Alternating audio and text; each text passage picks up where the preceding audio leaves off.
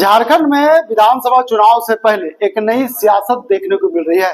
5 महीनों तक झारखंड में सरकार चलाने वाले चंपई सोरेन और कोल्हान के टाइगर कहे जाने वाले चंपई सोरेन पार्टी से नाराज चल रहे हैं। ऐसे में आज वो कोलकाता के रास्ते दिल्ली पहुंचे हैं। दिल्ली में उन्होंने जिस तरह से मीडिया में बातें छन करके बाहर आ रही थी कि चंपई सोरेन जिस तरह से अपने पार्टी जेएमएम से नाराज चल रहे थे वो जेएमएम को छोड़ करके बीजेपी में शामिल होंगे। इस वक्त हमारे साथ दो मेहमान हैं। एक सीपीआई के नेता है, वरिष्ठ नेता, दूसरा राजद यानी झारखंड राजद के वरीय उपाध्यक्ष है। दोनों से जुड़ेंगे और चर्चा करेंगे कि चंपई सोरेन अगर जेएमएम को छोड़ जाते हैं तो इससे महागठबंधन पर क्या असर देखने को मिलता है, इससे जेएमएम को क्या नुकसान होगा। सबसे पहले तो 5 महीने तक सरकार चलाए अजय जी, आपने देखा कि किस तरह से चमत्कारी सरकार चलाए चंपई सोरेन। 5 महीने के बाद हेमंत सोरेन बाहर आते हैं और 3 दिन यानी 56 दिन के अंदर एक बार फिर से झारखंड में नई सरकार बनती है और उसका मुखिया हेमंत सोरेन होते हैं। ऐसे में पार्टी से कुछ दिनों से नाराज चल रहे थे, बातें भी सामने आ रही थी, लेकिन नाराजगी इतना हुई कि अब वो दिल्ली पहुंच गए और जो बातें आ रही है छन करके बाहर, तो बीजेपी के आला नेताओं के साथ मिलेंगे और जेएमएम को छोड़ करके बीजेपी के दामन थामेंगे। इसमें कितनी सच्चाई है?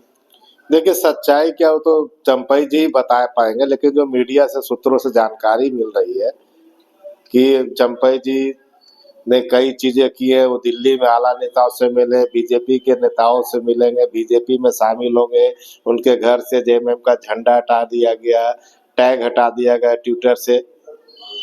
तो मुझे एक बात कहना कि झारखंड मुक्ति मोर्चा ने चंपई सोरेन जी पर जितना विश्वासनीयता जगाई थी और जितना विश्वास उन्होंने जगाया था कि उनको मुख्यमंत्री के लिए, जेएमएम के मुख्यमंत्री के लिए उनको जगह दिया गया था कि उनको मुख्यमंत्री बनाया गया। और चंपई सोरेन जी अच्छे तरीके से काम कर रहे थे। वो बार बार कहते हैं कि मैं हेमंत बाबू से पूछकर ही कोई काम करता हूँ। तो अगर आप हेमंत बाबू से पूछकर ही काम कर रहे थे तो आने के बाद हेमंत बाबू को आपने स्वतः कुर्सी छोड़ी। अगर नाराजगी थी तो उनको पार्टी फोरम में सब बातों को रखना चाहिए था।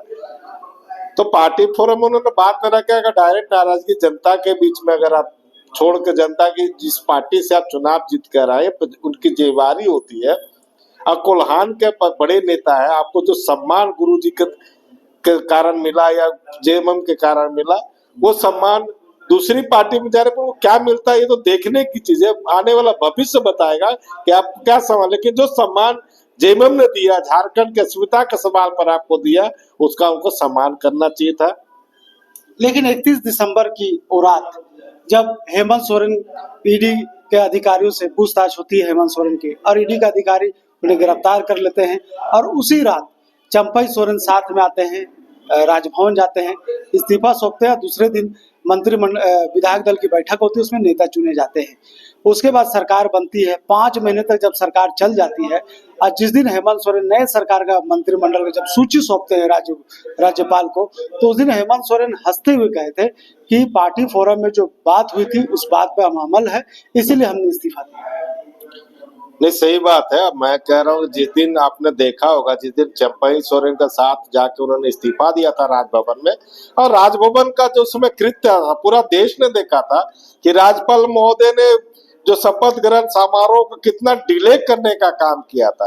तो कहीं न कहीं यही से शुरुआत है कि चंपई सोरेन पे एक राजनीतिक दबाव बनाने के प्रयास किया गया था राजभवन के द्वारा भी कि आप जो है हेमंत सोरेन ने इस्तीफा दे दिया, आप को शपथ ग्रहण में लेट करने का काम कर रहे थे, कई चीज होता है। और मुझे लगता है कि जो पार्टी का प्रदेश कार्यकारी अध्यक्ष या वर्किंग प्रेसिडेंट जो होता है, उनसे जो तय होता है कि विधानसभा के लीडरों ने उनको तय किया।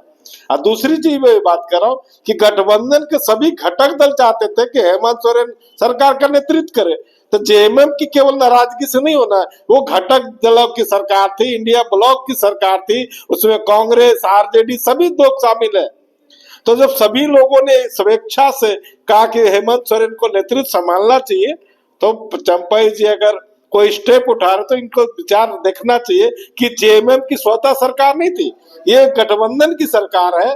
जो सरकार 2019 में बनी है, जेएमएम बड़ी भाई की भूमिका में जरूर है, लेकिन वो गठबंधन की सरकार थी। तो गठबंधन धर्म का उनको जो पालन करना चाहिए था, अनुपालन करना चाहिए, जो गठबंधन धर्म में जो तय किया उसके अनुसार आपने इस्तीफा दिया, उसी के अनुसार हेमंत सोरेन पुनः मुख्यमंत्री बने। लेकिन वही चंपई सोरेन जो गुरु जी के साथ उन्होंने राजनीति शुरू की, गुरु जी के साथ कदम से कदम मिला करके पार्टी को आगे बढ़ाने का काम किया, आज आखिर नाराज क्यों है? उनके आवाज से अगर बात करें, सरायकेला का जो आवाज है वहां से झंडा हटा दिया गया, ट्विटर हैंडल से अपना पार्टी का लोगो हटा दिया, नाराजगी कहाँ है?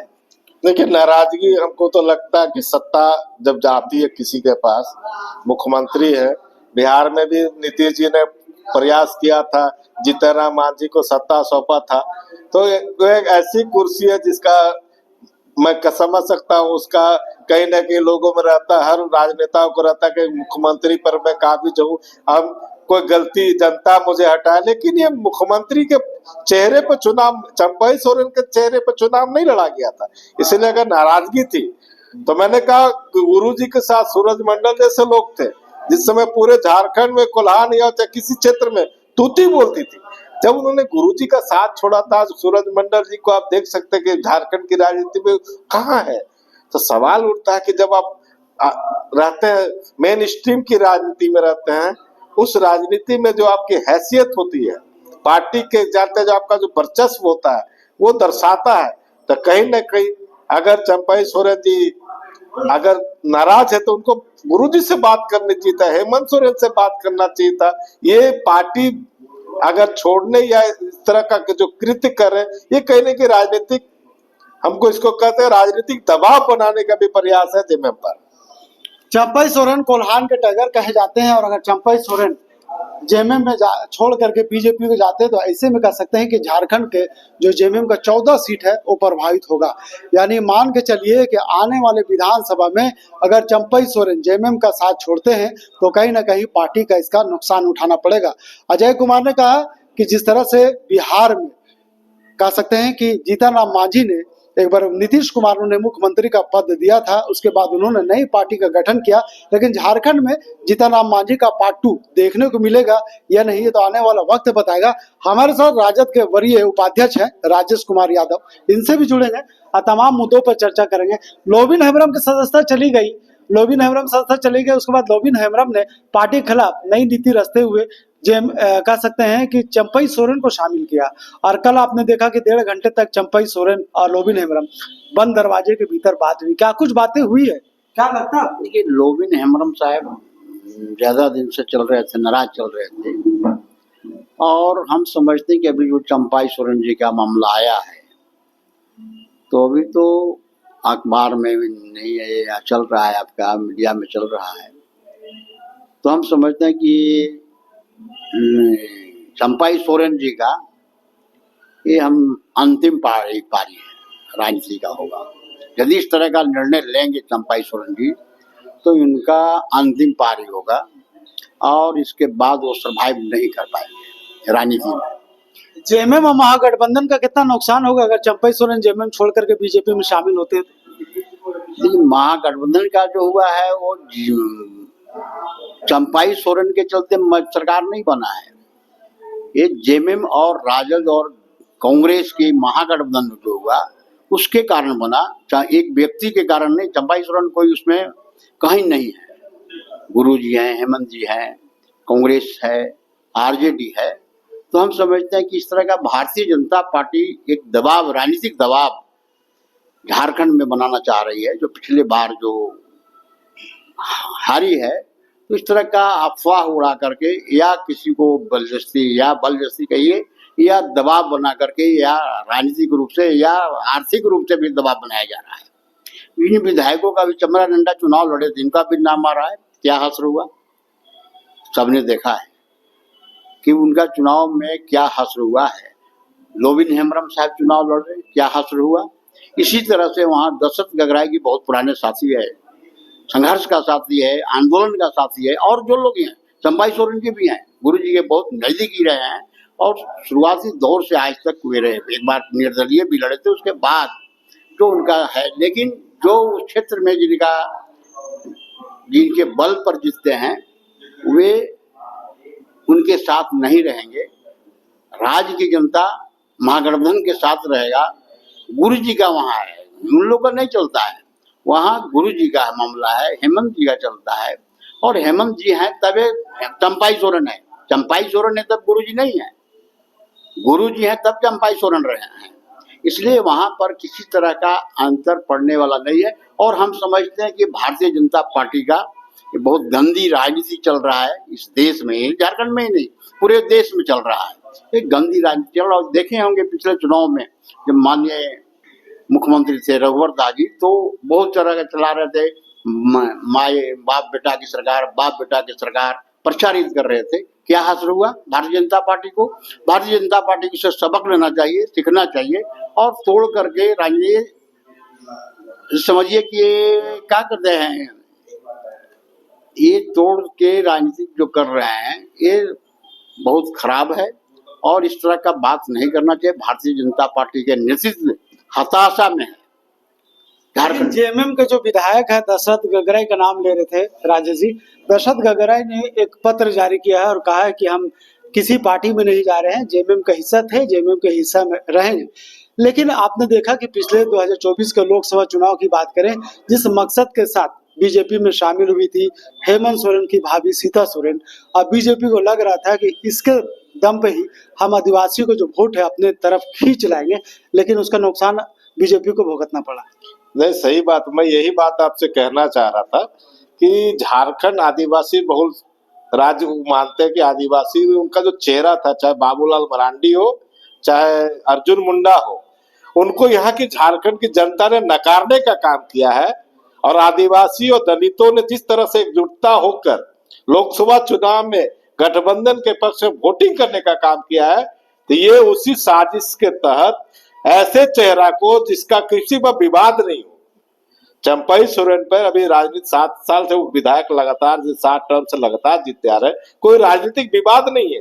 तो भाजपा को दूसरे दल के नेताओं की छवि का इस्तेमाल करके आदिवासियों भ्रम फैलाने का कि हम आदिवासियों के हितैषी, चूंकि आदिवासी और दलित समाज जो यहाँ है संविधान और कई चीजों के मुद्दों को लेकर उनसे बिछड़ गया है और उनके खिलाफ हो गया, चाहे वो सरना कोड हो, चाहे आदिवासियों के अधिकार की बात हो, 5th शेड्यूल की बात हो या वन अधिनियम जो है उसके लेकर है और संवैधानिक मूल्यों की रक्षा, इन सब सवालों को लेकर जो बीजेपी से छिटके हैं आदिवासी समाज, वो ये दर्शाना चाहता है कि चंपाई सोरेन जी इसको हमारे संपर्क में है, चंपाई सोरेन जी के चेहरे पर वो खेलना चाहता है अगर, लेकिन मुझे नहीं लगता कि चंपाई सोरेन इतने अपरिपक्व नेता है कि भाजपा के जाल साजों में फंसेंगे और भाजपा ज्वाइन करें। चंपाई सोरेन ने खुद दिल्ली पहुंचकर पत्रकारों से बात कही है, उन्होंने कहा कि जहां थे वहीं है, उन्होंने खंडन किया।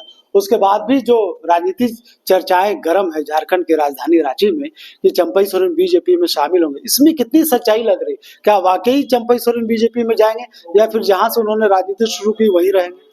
मुझे लगता है कि इसमें कहीं ना कहीं अफवाह भी हो सकता है, कहा कि बीजेपी पूरे मीडिया तक, सोशल मीडिया से जो फैला रहा है उसके द्वारा अफवाह भी फैलाने का ये दुष्प्रचार भी है। मैया सम्मान योजना जो चलाया गया है झारखंड सरकार के द्वारा, इन सब मुद्दाओं को दमन करने के लिए, कल उन्होंने कहा कि आज 60,000 मैया सम्मान योजना की राशि जो सीधे खाते में जाएगी, उन सब न्यूजों को दबाने की भी साजिश हो सकती है कि अफवाह फैला के कि हेमंत सोरेन से नाराज चंपाई सोरेन बीजेपी में आ रहे हैं, इन सब मुद्दों को दबाने की भी साजिश हो सकती है। झारखंड में महागठबंधन की सरकार मुख्यमंत्री हेमंत सोरेन के नेतृत्व में चल रही है। ऐसे में कह सकते हैं कि मुख्यमंत्री हेमंत सोरेन आज पाकुड़ पहुंचे हैं और पाकुड़ में मुख्यमंत्री महिलाओं के सम्मान के लिए एक योजना जो घोषणा किया था, मैया सम्मान योजना, वो पाकुड़ से आज पहला फेज का जो राशि है महिलाओं के खाते में जाना शुरू हो गए। ऐसे में सरकार एक तरफ से कई योजनाओं को धरातल पर लाने का काम कर रही है और इसमें उनके साथ निभाते हुए चंपाई सोरेन भी नजर आए, क्योंकि 5 महीना जब चंपाई सोरेन झारखंड के मुख्यमंत्री थे तो उन्होंने कई योजनाओं को लेकर के महत्वपूर्ण बैठक की, आला अधिकारियों से भी मिले थे और तमाम चीजों को लेकर उन्होंने आला अधिकारियों को टास्क भी दिया। ऐसे में अफवाह कितना कारगर साबित होता है ये तो आने वाला वक्त बताएगा, लेकिन जिस तरह से अटकलों का बाजार गर्म है झारखंड में कि चंपाई सोरेन जेएमएम को छोड़ करके बीजेपी में शामिल हुए, इसमें कितनी सच्चाई है? फिलहाल अभी झारखंड के राजनीति में जो नेता है कुछ भी बोलने से परहेज कर रहे, चाहे बीजेपी की बात करें, जेएमएम की बात करें, राजद की बात करें, सीपीआई की बात करें, तमाम नेता परहेज कर रहे हैं क्योंकि अभी तक जो फिगर है वो सामने नहीं आ पाए। फिलहाल अभी मामला गर्भ में है, गर्भ से बाहर जब आएगा तो लोगों को पता चल जाएगा। लेकिन जिस तरह से मुख्यमंत्री हेमंत सोरेन ने योजनाओं पर योजनाओं ला करके और कहा है कि 3 महीनों तक युवाओं के, राज्य के युवाओं के लिए नौकरियों का वर्ष होगा, नियुक्तियों का वर्ष होगा, क्या लगता है कि ऐसे समय में चंपई सोरेन को मुख्यमंत्री हेमंत सोरेन का साथ छोड़ना चाहिए? मैंने कहा ना कि ये साजिश हो सकती है। विपक्षी दल जो होता है वो साजिश रचता है कि किसी ने कंट्रोवर्सी में सरकार को डालने का काम करते हैं, उनके नेताओं के बारे में अफवाह फैलाने का काम करते हैं। और मुख्यमंत्री ने जो घोषणा किया सबसे बड़ा, आप देखेंगे एक बहुत बड़ी घटना घट रही है। मैं बार बार बोल रहा हूं, शिवराज सिंह चौहान, हेमंत बिस्वा सप्ताह में 2 दिन कैंप कर रहे हैं। यहाँ जमीन खिसकी हुई है उनको। जमीन किस तरह से उनको जब अपनी जमीन को बचाने के लिए वो गांव गांव गली गली भटक रहे हैं। हेमंत बिस्वा अगर इतने ईमानदार थे तो आपका आसाम में जो यहाँ के ट्राइबल्स गए थे, जो खेत चाय बगानों में जो काम कर रहे थे, उनको आज तक वहां का दर्जा नहीं दिया, उन्होंने वहां का नागरिकता नहीं प्रदान किया और यहाँ के आदिवासी हित की बात करते हैं। तो हेमंत बिस्वा जैसे लोगों को यहाँ की राज्य की जनता भी देख रही है। और शिवराज सिंह चौहान अगर अच्छे मुख्यमंत्री होते तो केंद्र सरकार उनको अपने, मोदी जी अपने सरकार में नहीं। इसलिए मैं बार बार कहना चाहूंगी, मुद्दे को भटकाने के लिए कई तरह के मुद्दे को स्थापित करते हैं और ये सोशल मीडिया और कई तरह का एजेंडा है। अगर ये भाजपा इस तरह का कृत्य करती है तो कहीं नहीं कि हॉर्स ट्रेडिंग को बढ़ावा देने की बात करती है। उन्हें सबक लेना होगा कि आप 400 पार की बात कर रहे थे, आप 240 पार का सिमट गए। आज आप फिर उसी गठबंधन की सरकार में, अगर तेलुगु देशम नीतीश कुमार के कंधे पर आपकी बैसाखी वाली सरकार चल रही है, फिर भी आप ये हमला लगातार कर रहे हैं कि विपक्ष की जहां सरकार होती है उसको किसी न किसी तरह से आप प्रताड़ित करने के लिए और यहाँ की सरकार को गिराने के लिए जो आप एजेंडा लागू करते हैं, इसको बीजेपी को समझना होगा। ये लोकतंत्र है, लोकतंत्र में जनता का सर्वोपरि है। 2 महीने बाद ही चुनाव है। चुनाव आपको जनता इस चुनाव में आपको सबक सिखाएगी, बताएगी कि लोकतंत्र में जनतंत्र से बड़ा कुछ नहीं होता है। बीजेपी अपने एजेंडे पर अगर आप काम करते तो यहाँ की जनता जो लोकतांत्रिक प्रक्रिया पर बात करती है वो अपना एजेंडा चुनती है। जल जंगल जमीन की रक्षा के लिए, अडानी अंबानी के लिए जो आप कोल ब्लॉक आवंटन कर रहे हैं, यहाँ का जो विस्थापन की समस्या है, यहाँ का जो पलायन समस्या है और एचईसी जैसे मुद्दे पर आप कोई बात नहीं करते हैं। केवल आते हैं तो बात करते हैं क्या कि बांग्लादेश से यहाँ पर घुसपैठ बढ़ रहा है, डेमोग्राफी चेंज हो रही है। आप उद्योग धंधों की बात नहीं करते, रोजगार की बात नहीं करते, यहाँ के लोगों की आबादी की बात नहीं करते, कैसे होगा डेवलपमेंट, कैसे, इस पर बात नहीं करते। यहाँ का जो रॉयल्टी बाकी है केंद्र सरकार के पास, उस पर आप बात नहीं करते। हेमंत बिस्वा जी और शिवराज चौहान जी, अगर आप रांची में आते हैं तो पहले एचईसी पर आपकी नियति साफ होनी चाहिए। अगर आप उद्योग धंधों की बात करते हैं तो एचईसी आज 24 महीने से वहां के कर्मचारियों को तनख्वाह नहीं मिला है। इसके लिए कौन जिम्मेवार है? आपकी पॉलिसी जिम्मेवार है। रोजगार सृजन नहीं हो रहा केंद्र में, जहां पर 22,000 कर्मचारी एचईसी में काम करते थे, आज आप 2400 कर्मचारी, 10,000 कर्मचारियों को भी तनख्वाह देने में सक्षम नहीं है। सरकार की नीति। तो सवाल ये उठता है आपकी नीति में अंतर है। आपको इन प्रकार किसी भी तरह से सत्ता हासिल करना है और सत्ता हासिल भी इसलिए करना है कि यहाँ की खनिज संपदा को आप किसी तरह अडानी अंबानी के द्वारा बेचने का काम। अभी सुप्रीम कोर्ट ने एक बहुत अच्छा निर्णय दिया कि जिस राज्य में जिसकी जमीन है, जिस खदानों का मालिक होगा, पहले उस राज्य में उसकी जनता उसका इस्तेमाल करेगी और वहां का जो रॉयल्टी टैक्स होगा उस राज्य सरकार को मिलेगा। 40% कोयला लोअस का हम उत्पादन यहाँ से करते हैं, माइका हो चाहे थेरोनियम हो, लेकिन उसका रॉयल्टी हमको नहीं मिलता है, 2% भी नहीं मिलता है। हमने कहा 40% की रॉयल्टी अगर हमको झारखंड में मिल जाएगी, केंद्र सरकार की किसी भी राशि की जरूरत झारखंड को नहीं है और एक नया झारखंड का विकास हो सकता है अगर यहाँ की रॉयल्टी की घोषणा कर दे केंद्र सरकार के। तो यहाँ पर आपने देखा कि बांग्लादेश के लिए बिजली सप्लाई कौन करता है? अडानी करता है। और आप डेमोग्राफी की बात करते हैं, आपको गोड्डा में जो लगा है पावर प्लांट अडानी का, उसकी बिजली क्या झारखंड के लोग इस्तेमाल करते हैं? नहीं करते हैं। पूरा 100% बिजली वो बांग्लादेश को बेचते हैं। तो भैया झारखंड की धरती का इस्तेमाल आप केवल अपने उद्योगपति घरानों को फायदा देने के मत कीजिए ना। आप यहाँ के लोगों का विकास का कैसे डेवलपमेंट होगा, इंफ्रास्ट्रक्चर कैसे डेवलप। हमने कहा कि 45 लाख यहाँ के विस्थापित परिवार है और उनसे जुड़ा अगर एक परिवार में 3 भी आदमी होगा तो 125 करोड़ के आसपास लोग जो है यहाँ पर विस्थापन से प्रभावित है, रोजगार से प्रभावित है, पलायन से प्रभावित है और यहाँ की जमीन को जिस तरह से लूटी जा रही है। तो झारखंड की सरकार, यहाँ की जनता इस बात को समझ रही है और केंद्र सरकार को चेतावनी भी दिया लोकसभा चुनाव में। जो ट्राइबल सीट था, वो सभी ट्राइबल सीट आ गए तो आदिवासी और दलित वोट इनको खिसकता नजर आ रहा। इसीलिए कई नेताओं पर ये डोरे डालेंगे। उसमें अगर आप बोल रहे चंपई सोरेन जिनको बार बार ही टारगेट करे, तो आपने देखा होगा मुख्यमंत्री जिस दिन बने ही थे, बाबूलाल जी ने कहा था चंपई सोरेन डेमो मुख्यमंत्री है। अगर डेमो मुख्यमंत्री तो क्या जरूरत है बीजेपी में शामिल कराने का? उनको आप कोशिश कर रहे हैं तो कहीं न कहीं लोकतंत्र की परंपरा को आप ध्वस्त करने का काम कर रहे हैं। अगर यही आपके साथ होता तो आप कहते कि केंद्र सरकार या कोई भी होते हैं कि दूसरे दल के लोग आपके पार्टी को अगर तोड़ते तो आपको कैसा लगता है? ये आप देखिए 90 के दशक से पहले का उठा कर देख लीजिए कि अटल बिहारी वाजपेयी या मुरली मनोहर जोशी और लाल कृष्ण आडवाणी बोलते थे कि लोकतंत्र में जिस पार्टी से लोग जीत के आता है अगर उससे तोड़ते हैं तो लोकतंत्र की हत्या होती है। तो कहीं ना कहीं से राजनीतिक हत्या करने का प्रयास कर रहे हैं झारखंड में। झारखंड सरकार में जितने घटक दल शामिल है सभी अपने अपने तरीके से सरकार के साथ खड़ी नजर आ रही है और सरकार को मजबूत कर रही है।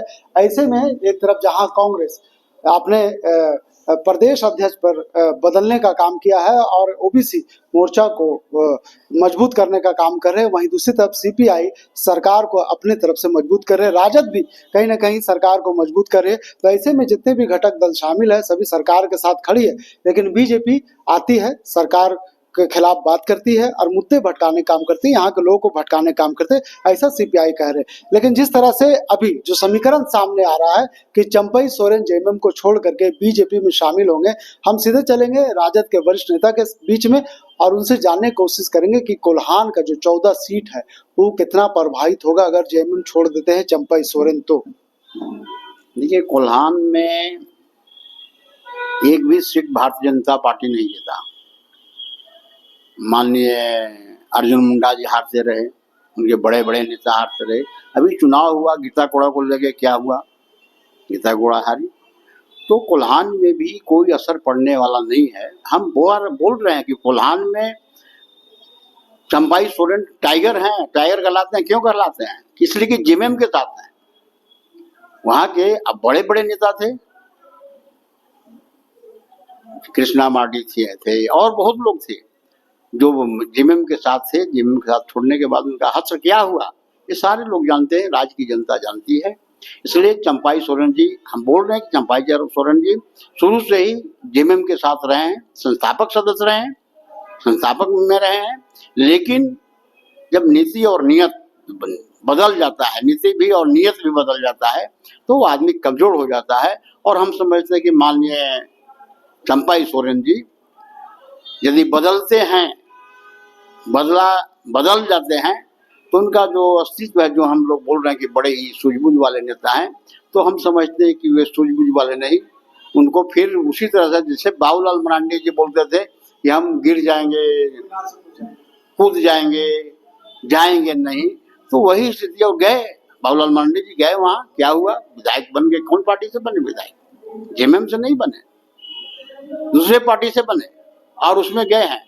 तो हम और उनका जो स्थिति है सारे लोग जानता है, राज्य की जनता जानती है। इसलिए हम समझते कि चंपई सोरेन जी या उनके साथ जो विधायक लोगों का नाम आ रहा है, वे विधायक लोग जेएमएम में है तब उनका अस्तित्व है, महागठबंधन में है तब उनका अस्तित्व है। महागठबंधन का वोट है, चंपई सोरेन जी का वोट नहीं। मैं दृढ़ता के साथ कहता हूँ, मजबूती के साथ कह रहा हूँ कि वहाँ गुरु जी का वोट है, सामाजिक न्याय की वोट है, धर्मनिरपेक्ष ताकतों का वोट है। इसलिए वो जीतते हैं और जैसे ही हटेंगे उनका स्थिति बड़ा गीता जी का हो गया, सीता जी तो गुरु जी के परिवार की है, लेकिन लोगों ने नकार दिया। सीता सोरेन जी गुरु जी के परिवार के, गुरु जी के बहू हैं, बड़ी बहू हैं, लेकिन जब छोड़ दिए जेएमएम और चल के सांप्रदायिक ताकतों के साथ चले गए तो क्या हुआ, हारी ना। तो उसी तरह से माननीय चंपाई सोरेन जी का अभी भी गए हैं, जाएंगे या नहीं जाएंगे, लेकिन चर्चा है। और इतनी चर्चा है कि जैसा चर्चा आप इन लोगों को बता रहे हैं कि वो अपने घर से जेएमएम का झंडा हटवा दिए, मोबाइल से जो अकाउंट है उनका उस पर वो हटा दिए, तो कहीं ना कहीं मामला है। और भारतीय जनता पार्टी कभी भी आदिवासी और पिछड़ा का हितैषी नहीं रहा है।